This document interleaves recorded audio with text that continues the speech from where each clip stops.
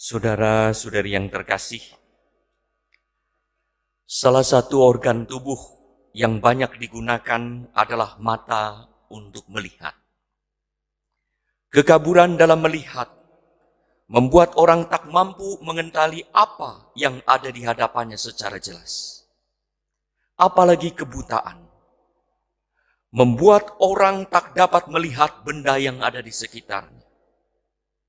Hati diyakini sebagai mata spiritual yang dapat melihat hal-hal yang bukan material. Kebutaan spiritual membuat orang tak dapat melihat Allah serta karya dan wahyunya yang ada di sekitar kita. Yesus menyembuhkan kebutaan seorang laki-laki, sementara orang-orang Farisi yang melihat secara fisik mengalami kebutaan spiritual hingga tidak melihat kehadiran Allah dalam Yesus, sehingga mereka bisanya memaki-maki dan menghujat. Mereka tidak melihat kehadiran Allah dalam karya baik, tak memahami bela rasa Yesus bagi orang yang sedang membutuhkan rahmat. Saudara-saudari yang terkasih, kemarin saya ke rumah sakit menengok beberapa orang. Suster bercerita satu kisah. Ada seorang yang batuk, tidak memakai masker. Langsung didamprat oleh orang-orang yang memakai masker di sekitarnya. Orang itu tertunduk. Mungkin saja ia ingin membeli masker, tetapi tidak ada. Kalaupun ada, masker itu mahal. Jangankan untuk membeli masker dengan harga tersebut, untuk makan sendiri dan keluarganya juga tidak mampu. Maka suster tersebut mengeluarkan cadangan masker di sakunya dan ia memberikannya. Saudara-saudara yang terkasih, kadang-kadang kita melihat apa yang kelihatan secara mata, tetapi tidak mampu melihat apa yang dialami keadaannya dari orang sederhana ini. Pernah juga lama ketika masih frater, saya dibonceng oleh seseorang malam hari. Lalu hampir saja menabrak orang karena ada orang menyeberang. Dan akhirnya motor yang dikendarai naik ke trotoar. Saya juga kaget yang di belakang. Lalu ternyata berhenti dan ia berkata, gelap, saya tidak lihat. Padahal saya melihat ada banyak lampu. Dan ternyata setelah saya lihat, iya, teman saya itu pada malam hari memakai kacamata hitam. Maka di sekitarnya gelap. Kacamata, perspektif yang digunakan oleh Allah itu berbeda dengan yang digunakan manusia. Maka untuk melihat jelas, lepaskan kacamata yang mungkin menghalangi kita. Di malam hari, janganlah pakai kacamata hitam. Allah melihat apa yang ada di dalam hati. Manusia melihat apa yang secara fisik. Demikianlah Samuel terkecoh penampilan eksternal.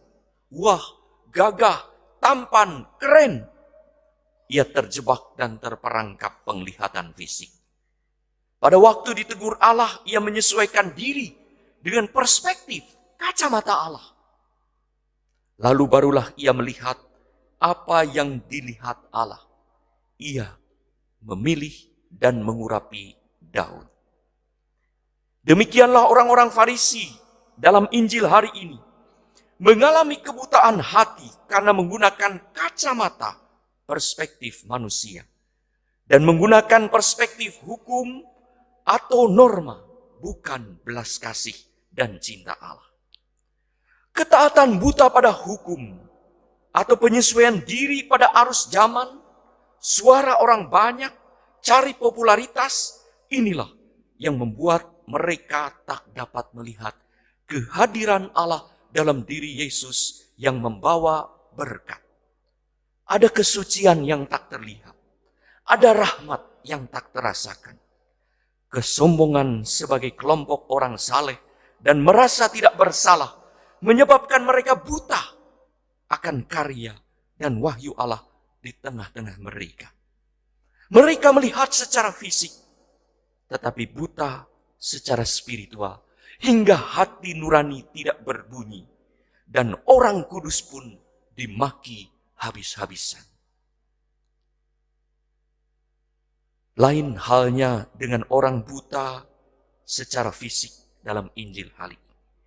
Ia disembuhkan oleh Yesus karena hatinya melek, melihat karya dan wahyu ilahi dalam diri Yesus, mengakui dengan rendah hati kebutaannya, kelemahannya. Ia percaya pada Yesus yang dapat menyelamatkan. Penglihatan spiritual, imannya kepada Allah menjadi titik pangkal peristiwa rahmat dalam diri manusia, sekalipun ia buta secara fisik. Iman itulah yang memungkinkan kita melihat perspektif yang sama dengan Allah bagaikan nabi. Maka Yesus diyakini oleh si buta itu sebagai nabi yang berkata dan berkarya atas nama ilahi. Saudara-saudari yang terkasih, saat ini ada orang yang mengalami kebutaan spiritual karena terjebak oleh obsesi dirinya. Harus begini dan begitu. Mau menjadikan orang macam ini dan macam itu. Serta mengatur orang harus begini, harus begitu, tanpa punya wewenang. Obsesi dan orientasi keliru inilah yang menjadi perspektif yang membutakan seseorang hingga ia tidak mampu melihat perspektif, melihat dengan kacamata ilahi. Kebutaan ini yang mungkin menyebabkan kita sombong hingga tidak mau dikoreksi karena merasa apa yang saya katakan dan saya lakukan adalah yang terbaik, sesuai dengan aturan atau norma dan anjuran yang berlaku. Orang macam ini dengan lantang akan menantang orang seraya berkata, inilah kehendak Allah. Ia akan membuat pikiran dan perkataan pribadinya sebagai kehendak Allah. Prestasi, keberhasilan, reputasi, nama baik, eksternal mungkin diutamakan. Padahal yang menjadi titik pangkal keselamatan adalah iman. Hati spiritual yang melek, yang memungkinkan orang berbicara dan berbuat benar sesuai dengan pertimbangan yang bijaksana dan kehendak Allah. Itulah yang membuat orang-orang murid-murid Emmaus berubah ketika melihat dan berjumpa Tuhan, hingga mereka berkata, kami telah melihat Tuhan. Saudara-saudari yang terkasih, apakah kita sudah sungguh melihat Tuhan? Mari kita mohon, Tuhan, semoga aku dapat melihat. Tuhan, semoga kami dapat melihat Engkau, terutama saat kami dicekam oleh ancaman virus corona.